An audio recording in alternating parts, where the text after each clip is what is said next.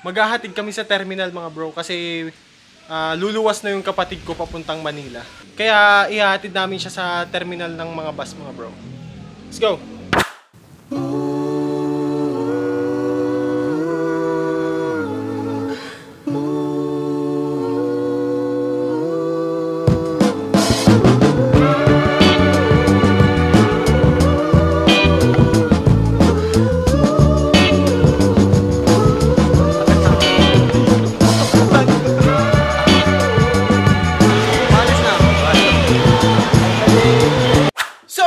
Mga bro, magandang umaga. It's daily vlog number 16. Halos kakagising ko lang mga bro. Tapos dumiretso na ako dito sa pag-i-edit ng vlog number 15 kasi hindi ko siya na-edit kagabi mga bro. Kaya hindi rin ako nakapag-upload kagabi. Kasi ayun nga, si Alex hinatid namin sa terminal ng mga bus kahapon kasi pabalik na siya ng Manila. Kaya ngayon ko lang may edit to. Tapos etong video na to, itong ginagawa ko, itong nire-record ko bro, i-upload ko to sa January 25. So, one day ahead mga bro. Nire-record ko tong video na to ngayong January 24. Tapos i-upload ko siya sa January 25. Kumbaga, ngayon ko siya ginagawa. Tapos, bukas yun siya mapapanood.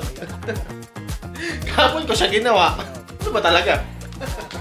So yun mga bro, dyan lang kayo habang nag-i-edit ako. Tapos inumin ko lang din tong kape ko, tsaka kakain ako ng saging. Goods! Taas-taas pa nga yung buhok eh, no?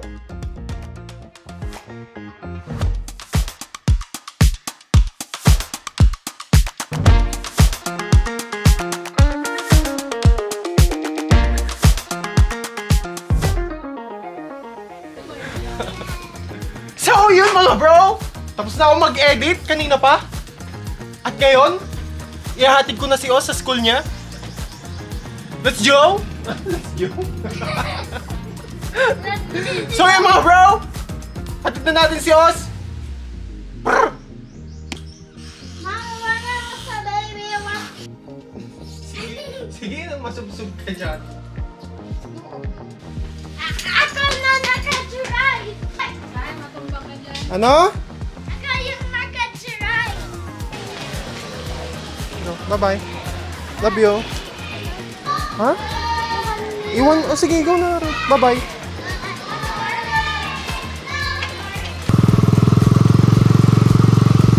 Pabalik na tayo mga bro. So yun mga bro, dito na ako sa bahay. At kakain muna ako, nagugutom na ako bro. Dahil ako na lang ang hindi kumakain mga bro. Ang ulam namin ngayon mga bro is inabraw na labong. Alam niyo yung labong, yung bamboo, kawayan, yung maliit pa lang na kawayan, bamboo sprout, bamboo shoots, yun yung ulam natin ngayon mga bro. Inabraw na labong, tapos hinaluan namin nung tira namin na hito. Sobrang sarap mga bro.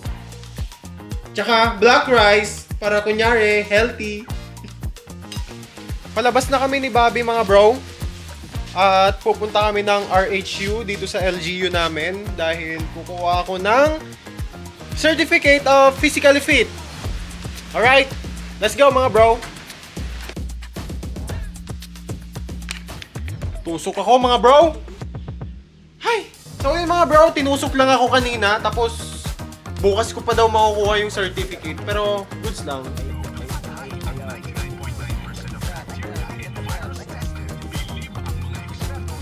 Ma! Nakuha ko na yung result ng CBC. Tsaka, ano to? Urinalysis. So, ipapakita natin to bukas dun kay Doc sa RHU para mabigyan tayo ng certification of fit to work. Tama ba? Fit to... Oo. Yun, para mabigyan tayo ng certification of fit to work. Physically fit. Ayun pala. Para pala mabigyan tayo ng certification of physically fit. Yun. So, babalik tayo bukas para kumuha ng Yun, kay Doc. Yun lang. So tara, gawin na natin yung daily routine natin mga bro. May susubukan lang ako.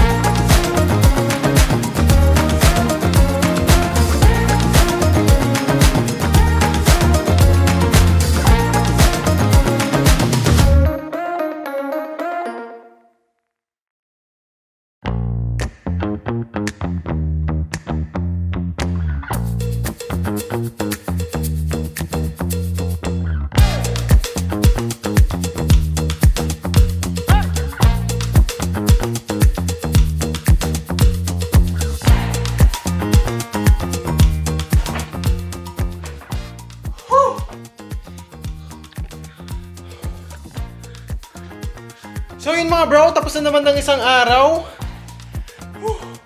Hanggang dito na lang tong video na to. Hanggang sa muli. The Real Out, fist bump mga bro.